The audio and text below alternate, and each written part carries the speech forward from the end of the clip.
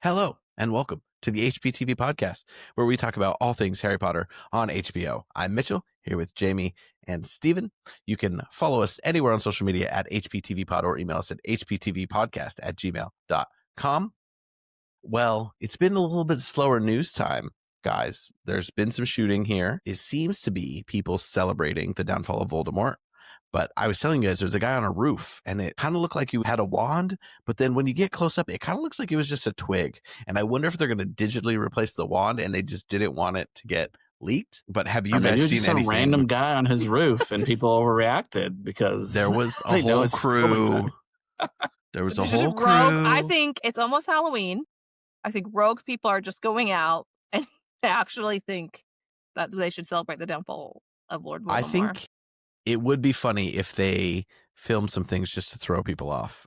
Just like, you know how they do fake scripts for like the final Game of Thrones season? If they were like, Nicholas Flamel's not really going to be on the beach. It was just a joke. They just hired some guy. See, my whole Dumbledore on the beach thing, maybe that's all just a misdirect because it makes zero sense. There is no Dumbledore on the beach in this. The budget is there. The budget is there. But there's been a few things like, okay, so we've talked, I think we've shown a little bit on TikTok. We didn't record last week. We didn't have an episode coming, and that's when a lot of like photos and stuff were leaked. But most people have seen those by now. But there has been a little bit more of like, where is this placed? Why is this happening? And they're showing Godric's Hollow, and then like a whole bunch of kids out trick-or-treating, which I asked Mitchell about, and I was like, would that have happened in England in the 90s? Which was like, no, like people barely trick-or-treat now, right? I could be wrong. Maybe There's the neighborhoods or wizarding folk. communities where it happened more. But yeah, it is weird that because things do happen on Halloween night. So I guess that's how they're showing it, even though it's just trick-or-treating is not really a big thing. And as Halloween grows here, we're in 2025 and this took place in the 90s. So unless maybe that was a big year, it was like Hocus Pocus came out, we're going to try it. We're gonna test this out. But I have a couple of theories. Obviously, like it's a wizarding like neighborhood, right? Godric's Hollow. Well, and so maybe they do, but why would they be trick-or-treating when they have like other things to celebrate, I guess? Godric's Hollow is not exclusively wizards, I will say. Oh, okay, they do specifically say that Oh, Hogsmeade is the only exclusively wizard one. Now there was another bit of footage, and they shot on, you know, the outcropping of funky shaped rocks on the coast in Deathly Hallows when they're going around. They shot there again, exact same spot, but it seemed to be again just like one person with a wand or something, like people's. But it's interesting to go back to the same location, and I do wonder, do we have someone on the location scouting team from the original films? Well, and also like reshoots, B-roll, things they missed. But what I was gonna say with the trick-or-treating too, I did think of Hocus Pocus. I thought about us as millennials and the movies we watched around Halloween as kids, and I feel like they're really playing up to our nostalgia. So I kind of like the idea that they're like filming towards us, like the audience for the show. So not too focused on like reality and how they did things, but they're focused on what, you know, we millennials will pay and to see. it's cool that they're showing a little more of Godric's Hollow, I guess. Well, there's a lot of signage that says Godric's Hollow, so you got to think, are we going to get like a long shot of Voldemort walking through the village on the way to the Potters? Are we going to get them going home one night or something? Because we know we're getting a bit more with them. But yeah, between that and Diagon Alley, I don't know which of those we talked about. Like, we're getting quite a bit. Although Diagon Alley is like someone got fired for those pictures. And then someone... It's like a whole foot, like someone walking down the street. Well, no. So one of those videos was AI, I found out later. Oh, okay. So, but Still I mean, because amazing. there are pictures of storefronts and a couple of pictures down the lane, like probably isn't that far off. You know what I That's cool to see. wonder? I wonder if they're going to build out, like you said, the sequence of like Voldemort walking through Godric's Hollow. Because that way, spoiler alert, when it comes to Cursed Child, they can circle back to that exact moment when they go do that, you know, season 9 or whatever. We need to revisit this. Have either of you decided if you're going to see the tours coming to both of your cities? Tickets haven't gone on sale for me yet here. What are the percentage Stevens, chances you go? Depends on the price. If they're as much as Stevens are, no way. But I did find would some say right cheaper now ones. it's a 60% chance I would go. I'm probably like 70. Honestly, after we talked about it, I talked about it with you guys, like my biggest worry is not like my kids are going to want to go, but whether, you know, it's going to confuse them with the not canon, you know, storyline and them being like time travel's back in the mix and we can go do all this crap. And like, so I think it'd be cool to see, but I don't want to taint them, you know? I don't want my children to know this. Blasphemy. Right.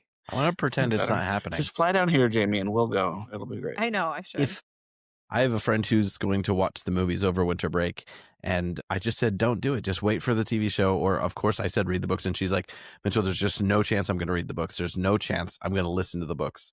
I just won't. And I said, if the only way you're going to engage with the story is visually, just wait for the TV show. And she refuses. So you just can't win. But my child, I can control that thing for at least another 5 years. Yeah, I've lost control. My daughter's watching What you movies, think? but What you think? My 3-year-old these days, uncontrollable. That girl is nuts, I tell you. She does seem a Adorable, little bit. but man, she is too much right now. Anyway, we haven't got her hooked on Harry Potter yet. I think my 7-year-old, though, he just turned 7, and he has been very interested, partially because we've been doing the book club stuff with their cousins, and we get on there, and he doesn't know what's going on, so we keep kicking him out because we want to spoil him. And he's like, I want to learn about Harry Potter now. And I was like, do you? We were practicing reading yesterday, so I'm like, we're going to get you there soon. All of your kids are like very good readers. You guys have like 12 kids between you, and like they all seem to be ahead of the curve. I mean, the other two picked up reading like really early. Yeah. My 7-year-old's like, he's right on time, but the other two were way ahead of the curve. And so with him, it almost feels like he's behind or something, but he's not. We've checked. We Googled. I think I was a faster reader in 2nd grade than I am now, honestly. I was reading, they're going to do the HBO show for The Hedge Knight, and it's only like, it's a really short novella that they're making this Game of Thrones spinoff of. And so I read it in like 2 hours or maybe 3 hours. And I was like, I think I'm slow. I think this is really rough, which is the antithesis of listening to podcasts at 2.5 speed all the time. Well, being on TikTok, your brain is just too tired, you know? I know, it is ruining our brains, isn't it? I know. I had one last piece of news. They released a 2.5-minute snippet of the first audiobook for when Harry, Ron, and Hermione meet. And so you kind of get an idea. They have this background sound of the train, and they have the new narrator. And also you get a lot of the new Hermione, Arabella Stanton, speaking. And I was like, I hope it's better than this in the TV show. I don't want to criticize an 11-year-old, but I think I just did. But that comes out like next week, eh? Right? Or is that further into November? I thought it was November. Yeah, next week is November. Mitch? What? Flip. November 4th, I believe it comes out. So we'll be able to do a review pretty quick here of that the first audiobook. Mitchell, you're coming to America in like 4 weeks. Get ready. Not less than 4 weeks. It's well less than 4 weeks. I feel like we need to sing that song. I just don't see you for like 4 weeks. But you will be in America. Well, I see you in 3. Steven's actually the one I'm the furthest away from. See.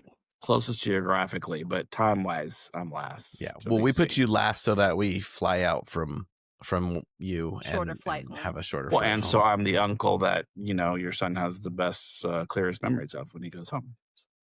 I don't know. He's going to spend 2 weeks with Denise, and he's already met her. I mean, and so yes, you're you're the only uncle on that side. So that's well, there's uncle-in-laws. I don't know.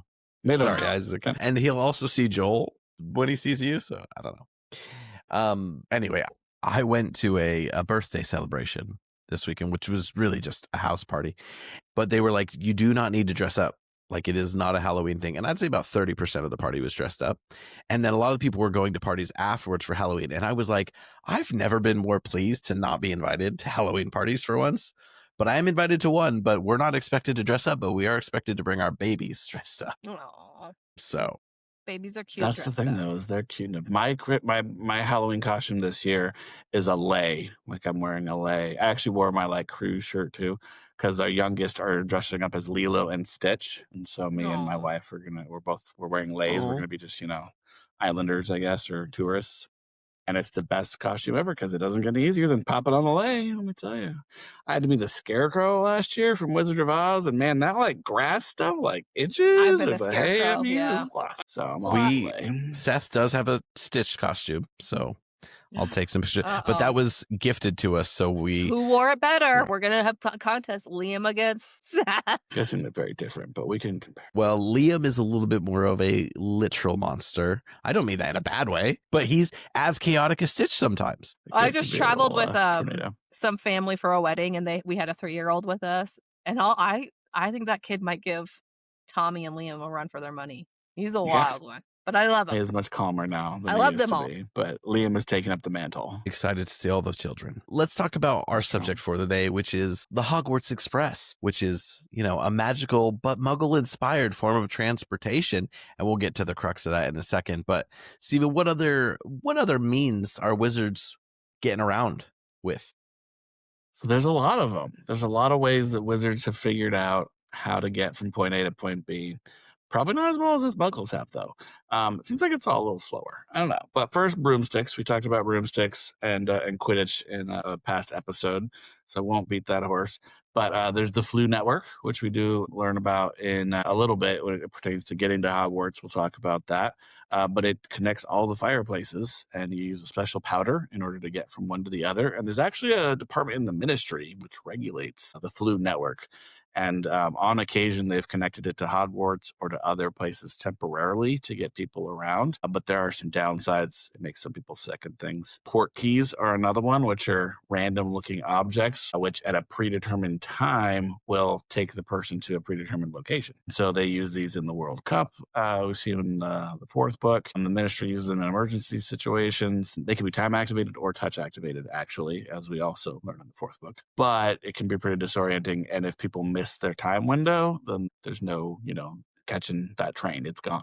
It's gone. Apparition Did you say that is on really. purpose? Did you do Yes, I catching that did. train intentionally? Okay, just check. I did, because we've got, trains to talk about today. But apparition and disapparition, I guess one is leaving a place and one is arriving in another place, but just, you don't drive from leaving one it. place and drive You're to another. appearing and disappearing. It took me years to Yes. understand that. That is true. I guess the root of the word is there. But it does require a license, so you have to pass a test. This is also closely monitored by the Ministry of Magic. And if you're not good at it, or even if you are good at it, you can get splinched, which is where you leave pieces of your body behind. And sometimes it's an eyebrow, and sometimes it's like your heart and lungs. I don't know. So that can be pretty serious when that goes poorly.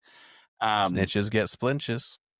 They should. But it can't cross strong magical barriers. So like Hogwarts has a lot of barriers protecting it from people apparating into there. And they can also create anti-apparition zones. So if people try to apparate into those, bad things happen and they get splitched. And it just requires a lot of concentration and focus, which is not easy for a lot of people to do. We also have flying cars and flying motorbikes. So these are just, muggle vehicles that are enchanted to be able to fly.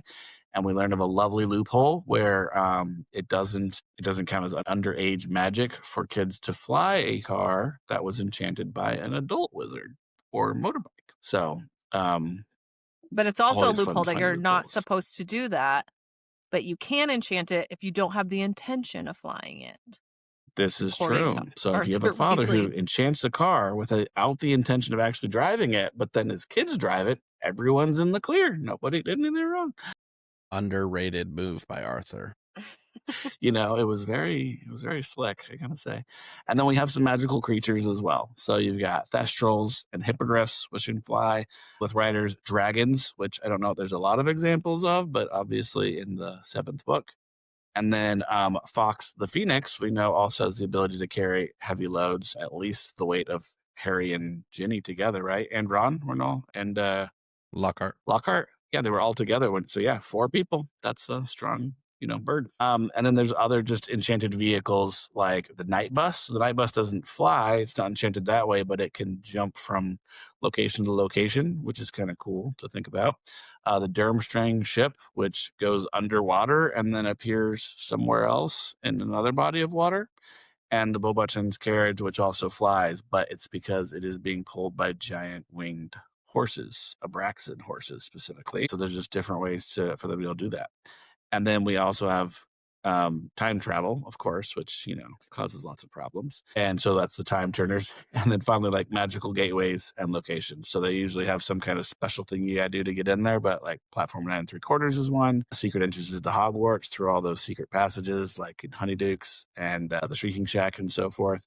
And then Diagon Alley, where you have to tap the right pattern on the bricks in order to get in there. So they found lots of ways to create barriers and portals and lots of cool flying objects in order to get around, instead of just, the good old-fashioned gas vehicles on the highway that we like to use.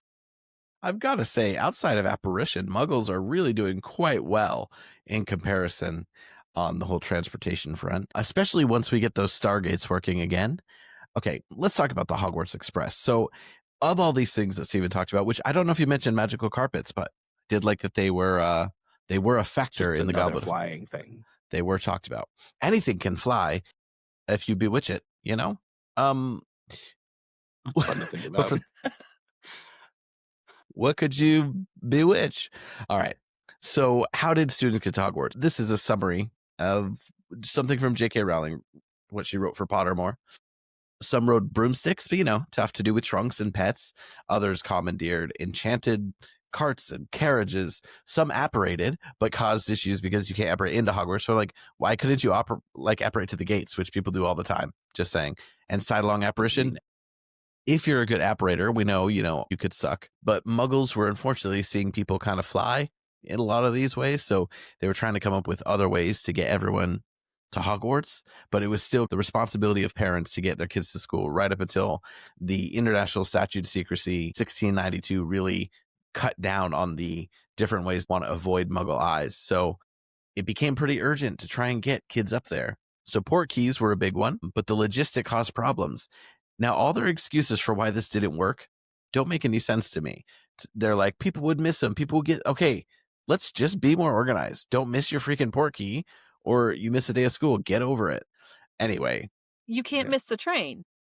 The train also lives at a set time. And, if you have a flying car in the parking lot, you're good if you miss the train. But also with the Portkey thing, you can Portkey from anywhere. If you have to get the train, you have to get to London. Imagine living in Liverpool, having to go all the way down to London just to go back up to Scotland. It's silly, other than I think I would enjoy the train experience. But then I don't know if your muggle devices work, because, if I can't scroll TikTok on the train, what are we doing? Important to know, I did not ride a train for the vast majority of my life. Now I rode 5 trains a day. It is very weird. I know they're not choo-choo trains, as I like to call a steam engine, or a speed train, but they are trains. So now that there was Portkeys weren't good enough, unregulated travel wasn't good enough, they were like, how can we securely do this? So a bunch of headmasters were trying to figure it out, and there was a daring solution suggested by Minister for Magic, Audeline Gamble, who was intrigued by Muggle inventions and saw the potential in trains. So the exact route of the Hogwarts Express has never been proven, although it's a fact that there are secret records of the Ministry of Magic detailing a mass operation involving 167 memory charms and the largest ever mass concealment charm in Britain. The morning after these alleged crimes, a gleaming scarlet steam engine and carriages astounded the villagers of Hogsmeade, who also did not realize there was a railway station, while several bemused Muggle railway workers spent the rest of the year grappling with the uncomfortable feeling that they had mislaid something important. So there you go. They were like, this is the most practical way to do it. We're going to steal the Muggle ideas. Why they do trains and radios, but not other Muggle things. It's a book. So it's a book for kids. Is the whole train track unplottable then? And people, or do they use existing lines? I bet they use a lot of Muggle lines, and in fact, obviously, very famously, the big bridge you cross over in Scotland is a real bridge that is quite a tourist attraction. Yes. I should also note that there were a bunch of people who were thinking trains were unsafe and also didn't trust that, or they didn't want their kids getting into that Muggle contraption, which, Spies Lucius hasn't said anything. And she said at the end that people were fighting it, but then the ministry came out and said that there was no other option. They had to take the train or they just didn't go to school. And that shut them up. And I will also say, so she talks about in that article on Pottermore that a lot of it had to do with Portkey sickness, and the other ways made people have motion sickness, basically. And as someone who has motion sickness, a train also causes motion sickness. And my whole thought is why didn't they just, and it makes me sad to know, if I was a witch, that there is no apparent cure for my motion sickness. Instead, the best choice I have is to ride a train. Can't there be an adult there that can here's Dramamine Amigo, that's the spell. It totally makes sense. If chocolate can cure you of depression, then my hell, man, give me something some of those for my motion sickness. Seasick bracelets. Those worked a charm for me. So wait, Mitchell, in your summary, do we know what year it was they started using the Hogwarts Express? I bet if I looked up that Minister of Magic, I could figure it out. I have it all copied and Jamie's pasted. got it up here. 1962 was the statute, or 1692 was the statute of secrecy. So that's when they started doing then. Portkeys, and then they did some trial and error. But I don't know if it. Let's see. Adeline Gamble was the Ministress of Magic. She was born in 1810. And does it say? Oh, she was the officer. This doesn't make sense. It says she was the Minister of Magic in 1827. If she was born in 1810, she was a 17-year-old Minister of Magic, like King Tutankhamun level like a here. Padme Amidala thing going on, yeah. So yeah, it looks like 1830 is what the Harry Potter fan Wikia is saying. So well before we're talking like a true steam engine. Yes, cool. As it is to this day, maybe with the aid of some magic, and the steam is just there for decoration. But I think more importantly, obviously, the Hogwarts Express is like this. It's symbolic, taking Harry up, being this, you're almost into the magical world. This is where, social things happen. Like, remember on the first day of school, you wear your nicest outfit, you've got a new backpack. Like, that's all happening on this train journey up to school. And you get the freedom once again of being on your own. And so some important things happen to Harry or don't happen to Harry on the Hogwarts Express. So Jamie, can you take us through some of the key moments through our canonical books? We'll visit non-canon after this. What happens on this beautiful Scarlet steam engine? Oh, I was also going to add, J.K. Rowling thought of the book on a train. So there's also that. I mean, that's probably where a lot of people think there. But anyway, so in book 1, Sorcerer's Stone, Philosopher's Stone. So it's the first time we see the Hogwarts Express. Harry meets the Weasleys for the first time. We also learn that you have to go through a secret barrier at King's Cross to get on the Express. He meets Ron Weasley, obviously, on the train, and they become best buds. He also meets Hermione Granger, Neville Longbottom, and the Weasley twins there. And then also his first encounter with Draco with Crabbe and Goyle as a threesome there. And he declines Draco's offer to kind of buddy up with him, and that kind of initiates that storyline of the feud that goes on with them. So yeah, that's the first time we're on the train. And we also meet the trolley witch, who is just ruined later in the non-canon world. She's just selling her wares. All right, calm down. That sounds right. She's selling snacks. Candy. But we learned that the kids travel on the first book. We learned the kids travel to Hogwarts on there. We learned that they change on the train from their muggle clothing into their robes, so that they go through King's Cross and everything looking like muggles, and they can have snacks from the trolley. That's kind of like our basis there. Book 2, we get nothing outside of an outside view of the train as Harry and Ron follow it, because they cannot get through to the train because of Dobby, who closes the barrier. And so they just follow the train there. We're not actually ever on the train. And then in book 3, Prisoner of Azkaban, we have a pretty big moment on the train. First, we meet Professor Remus Lupin, although he is asleep. R.J. Lupin. And the train stops mid-journey, and Dementors board the train, and Harry passes out when he comes face to face with a Dementor. And he wakes back up on the train and is given chocolate by Lupin, which helps him recover somewhat from that. And then we get to know Lupin a little bit on the train. In Goblet of Fire, we travel on the train. I feel like it's a shorter part on the train because we had just come from the World Cup, so they mostly discuss the events that happened there, and they're also trying to figure out what's going to be happening at Hogwarts that year, because the older Weasley brothers keep teasing that something big's happening at Hogwarts.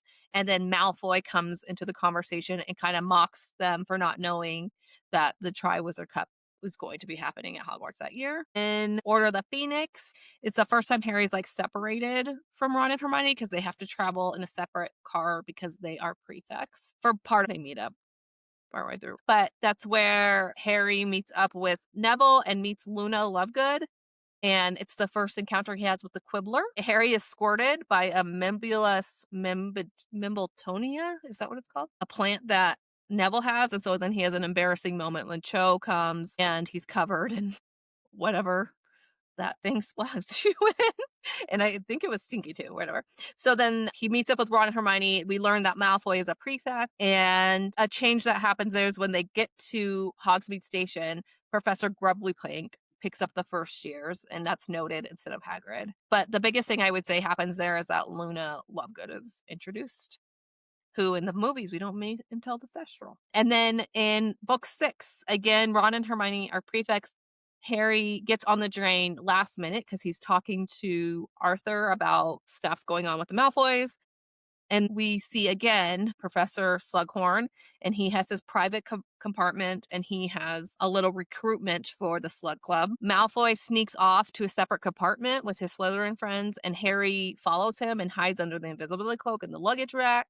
Malfoy captures Harry and puts a stunning charm on him. Is that what it was? And Full then body Tonks, bind. That's what it was. And then Tonks finds Harry, and they have to jump off the train while it's moving, heading back to London, I guess. I don't know what else. Where else does this train go? Does it go park somewhere? Everyone just said, like, it really makes 4 trips a year because it also goes back on Christmas. That's it, right? Yeah, but why is it going back to London? Anyway. And then at the end of that year, the Hogwarts Express takes some students home early after the death of Dumbledore in a somber departure. And then in book 7, we do not see the Hogwarts Express, but we do find out later that Death Eaters board the train while searching for Harry, and Neville kind of stands up to them, and that Luna Lovegood is most likely abducted from the Hogwarts Express or getting on or off the Hogwarts Express at that time. And then we have, at the end of that book, the epilogue, and we are not on the train necessarily, but we are on platform 9 3/4 in front of the train. And Harry, Jenny, Ron, and Hermione bring their children, James, Albus, Lily, Rose, and Hugo, to board the train. And then post-book events, not canon. Mitchell can add anything to this because I have not seen and I have not read Cursed Child since it came out.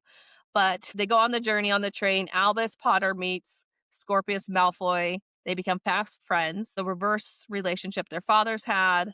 They jump off the Hogwarts Express during their 4th year as part of their Time Turner mission. And for some dumb reason, the Trolley Witch is a crazy lady who tries to stop them, and it reveals her magical role of becoming a psycho and preventing people escaping the train. It's her eternal duty. Yeah, you know, it's interesting because obviously King's Cross is separate, but that's where Harry kind of has the vision with Dumbledore. It is a really good setting for some of that stuff, and it's used quite a lot in Cursed Child. I mean, there's a couple other token little scenes where they just sit on the train for a moment as each year starts, and they kind of descend into that story. But yeah, a few other random little bits. Like in the films, we actually get to see Neville stand up to the Death Eaters in an addition to the books. The locomotive used in the films is a GWR 4900 class 5972 Olton Hall 460. And then there's all this stuff that's debated about that actual train and train enthusiasts and how they actually feel. But also, some people are saying now they weren't using the train until the 1920s. This is very confusing. But Olton Hall, very important to note, and also that it's shown with varying number of compartments throughout the films. Obviously, we generally see individual compartments, and then in the 6th, to kind of facilitate the Malfoy thing, we see more of an open hall compartment, which again, like Hagrid's hut, let's just keep consistent, okay? Harry, it made it harder that Harry had to sneak into the Slytherin compartment. Anyway. Also, trains can have different compartments like that, so I don't think it's the most wild thing. All right. Yeah, well, there's no so that it's lunch compartment. Just change it. Yeah, where's the food? Like the dining? Well, the Trolley Witch, man. Yeah, how long gotta are they get a on that meal train? deal. Because it leaves at what time? And they're there, like, it's hours on there. There should be more than just I will this say, crazy so we've been Trolley Witch. reading Chamber of Secrets, and Harry and Ron are in that car for a long time. They're like hot and starving, and it's like hours, which makes sense for a train ride, but they need more than just the Trolley Witch's cart, okay? They need a full meal. I think a fun thing about the train is that there's the possibility to actually sit on this train in many different ways in the real world. It was easy to replicate. So we see it as a ride, a photo opportunity. Stephen, tell us about some of the ways you can interact with the Hogwarts Express in real life. There's the Scottish steam train, Jacobite steam train, which everyone calls the real life Hogwarts Express because it goes, like you were saying, through the Scottish Highlands along those areas that we see in the movies. And you can actually go ride it. It's seasonal, apparently. It doesn't go during the wintertime, but you can get a ticket and ride it up and down the Highlands, and it is beautiful. Apparently, it's 84 miles round trip. There is a historic film connection because the actual locomotive used in the movies, like Mitchell was saying, is a certain model that I'm not going to repeat because it doesn't mean a lot of things to us non-train enthusiasts. GWR, Hall. There we go. 4800, 5922. I just made some of that up. But then they renamed it to the Hogwarts Castle, and so that gave it a cooler name that had more to do with it. But then it's been recreated, obviously, like Mitchell was saying. So the actual one they used for the movies is on display at the Warner Brothers Studio Tour in London, near Watford. And so you can go sit in that one and take pictures, like Mitchell was saying. I think we have a lot of pictures of family members. Well, I think they have the train, but then it's separate. Like they have open lit areas where you can pay for them to take a fancy. I forgot you haven't been there, Steve. Where you can pay for them to like take a compartment picture of you. And I believe there's a Harry Potter studio tour in Tokyo, I think it is in Tokyo as well, where you can do the same thing. Okay, so I have to more carefully reading my notes. It has been displayed at the studio tour, but it's not always there apparently. So I might have known that if I'd ever gone, but poor. You don't want to visit me. I get it. We did visit you, and I didn't go to the tour because I hung out with your ugly face instead. But then there's replicas in all the different parks. So each of the theme parks, at the very least, has one that people can stand next to and take a picture with in Hogsmeade. And then in Universal Orlando, you can actually ride one, which I've always found kind of weird because there's the one out there by the entrance to Hogsmeade you can take a picture with. But then you go into the station just a little ways over, and then you get on another one that moves. And so it's kind of like, why is there two? But I won't complain. We forgive for the photo op. Well, there originally was only one. It's true. Well, yeah, and for the photo op. But I'd rather have two Hogwarts Expresses than no Hogwarts Expresses, right, in one location. So I'm going to roll with it. And so that's where you can get on and actually ride. And it's a really cool experience because the windows are actually screens. And so there is a different journey each direction, right? You see different things along the way. And it feels like a pretty long ride. I'm trying to remember how long it actually takes. You don't actually travel that far, but it feels like you are because the screens are moving faster.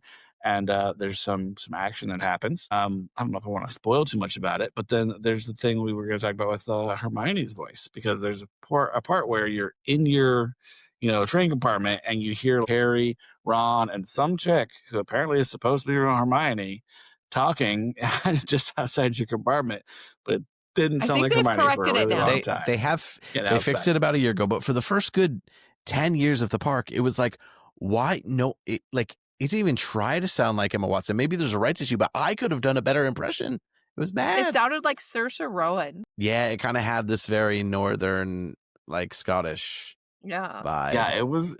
I feel like the first time I ever wrote it, I didn't notice it being the wrong. I guess I'm just assuming it was the right voice, and then it switched back. It was the wrong one. It's been wrong the whole time until recently. So who's this bitch? Yeah, don't mess that up, right? Maybe they can replace it with Arabella Stanton now, and that'll be acceptable. We'll have to see. But yeah, so we have all these different iterations we can go see.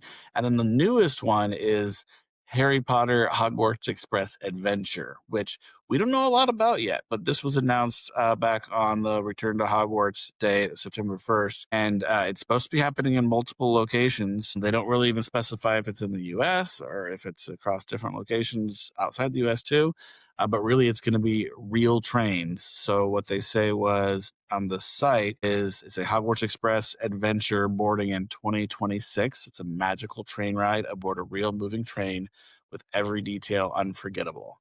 So it suggests it's an immersive, has immersive elements like house competitions, spell casting thrills, and more. We don't know where it's going to be. That has not been shared. We don't know who's going to operate it or anything. But there are like train locations around. I think we talked about this a little bit in another episode where they do where they go Polar Express. I want to say North Pole Express.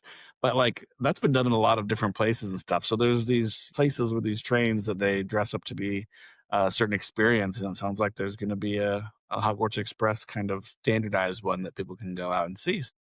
I'll just see if there's any of those happening here in Florida. So I can get Well, the company that's helping them with it, as part of it, has done experiences in Colorado. So if anywhere in the world it ends up in Colorado, that would be pretty cool. And I will have to come back and visit. There are like a lot of train experiences you can go to in Colorado. And I haven't been on a single one. No, you didn't go on a field trip or anything to like the Royal Gorge or to Georgetown or? Me neither.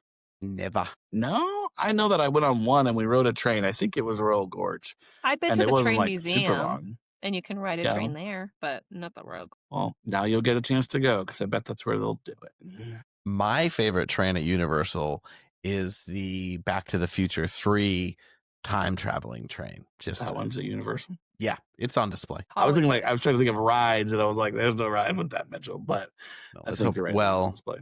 Interesting for that is there's supposed to be some Back to the Future stuff coming to the Universal here. They've also trademarked the word Emerald City. So there may be some Wicked coming, which I think you kind of have to go Emerald City, but I like the entrance to the school that I can't think of the name of right now. And I was like, Shiz, they could just make a train, go from Shiz to Emerald City in 2 different Universal parks and use the same track as Hogwarts. And you get on the Shizmobile.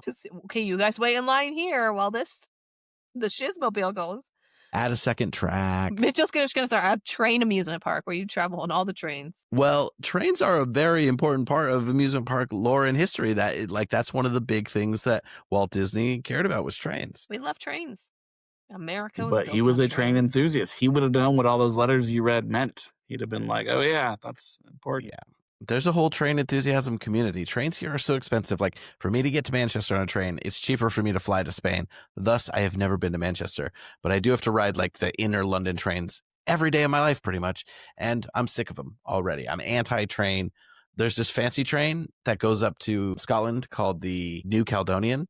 And it's like 300 minimum to go up there. And there's all these fancy trains around Switzerland. I went on a double-decker train in the Netherlands. Europeans love trains, and don't get me wrong, it would be great if the U.S. had more infrastructure for it. It's too expensive at this point, and it's better for the planet, all that. Well, but I'm over it.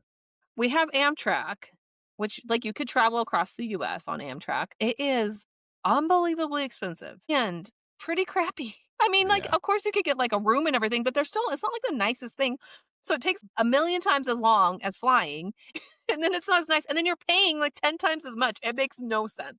I'm like, I think it'd be cool to do a train ride one time, but I'm like, no. Well, if you want to do it, you'd want to do it as like a luxury experience or do like a Murder on the Orient Express experience. Murder. Reenactment. Yeah. Anyway, Murder on the Amtrak Express is what that would be called. And I'm sure that happens pretty frequently, actually. We just don't hear about it. But I think overall, the Hogwarts Express is a big introduction to us to the Hogwarts world. Like, we see a bit of the magical world before it, but to Harry, it represents so much. And like Mitchell talked about in Deathly Hallows, like the place Harry goes back to when, he's kind of in like this almost kind of heaven where his mind takes him is King's Cross Station, because it's his divide between the Muggle world and the magical world, but it also kind of saved him from the Muggle world and like his hard life. So it's very important to the story. And I think also a train is where the story was thought up. We wouldn't have she had to include a train in the story. And like, that's what she thought of it, right? I had to take a train to Scotland and back for work at one point, and I was like, it is a great place to be alone with your thoughts if you're not in a crowded carriage full of annoying, smelly people and loud people. Other train moments that are important. Harry asked the Charlie Witch for Mars bars. And I was always like, what's a Mars bar? Because like, it's just a Milky Way, guys. And Milky Ways here are something different because they do have a bar called the Milky Way. Don't we have Mars bars? What's the counter to an Almond Joy? Mars bars are basically like mounds. Mounds, yeah. I don't know why. We had Mars bars. I don't know if they sell them all the time, but for a while. But it was basically like a Snickers, but with almonds or something. From what I remember, it wasn't. Yeah, very different from here. Also, here a Smartie is something different. And today, somebody gave me something called a Swizzler, and it was Smarties. Anyway, I digress. But wait, so Swizzlers are Smarties, and Smarties are M&Ms or something, right? Basically, they're like aren't they? No, they're like they're kind of like chewy. Oh, I can't think of the candy. No, like almost like a bigger Skittle. Oh. Hannah likes them. Anyway, sorry, I keep getting sidetracked. There are many important thematic elements to Hogwarts Express, and many important fun things happen on there. And we had a great time with food. And food. And also, the going through platform 9 3/4 invisible wall is fun, and you can also do that in real life. So there you go. That is one of the cooler things. And I will say, too, that when you are at the parks, right, trying to get on the Hogwarts Express, the line is really cool. It's one of those where they did a really good job with the queue, even though it's very long. But you're like, it very much feels like you're in a station and there's luggage. And then you go, before you actually get to the platform, right, you do go through like the magical barrier.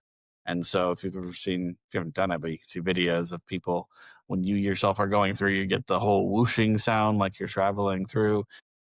Other people watching, they can actually see you go through this, apparently solid wall. And they did a very good job with it. At King's Cross, you can pretend you're going through the wall, and you can also do that at the studio. They have a trolley that's halfway into the wall, which is cool. Yeah. I wish, because back in the day, people would just try and go to the barrier between platforms 9 and 10, and then King's Cross literally had to like set up a Harry Potter scene and stop people from doing that because it was getting in the way of operations. Also, they used to do a send-off every I think up until 2022 or 3, they would do a send-off every September 1st, and they've stopped allowing that. They'll no longer do a countdown. But actually, at least in 24, New York did it at Grand Central Station, which is kind of cool. Yeah. So they did find its way into real life just a little bit. But it's a very cool experience that I always wanted to have. So we'll check that one off the list, and we'll go through the rest of the movies and series and see all the other things they need to make real life iterations of so we can go do them. That'd be great. I do want to do this fancy experience one. I assume one will be in this here United Kingdom, so I'll make it happen. What are we going to talk about next week? Let me look. Jamie has a whole document that she made herself. It was not made by ChatGPT. I don't even know how you make a document for sheets in ChatGPT. I'm not that talented. I typed all this out, and then Mitchell accuses me. The sorting hat? Should we do the sorting hat?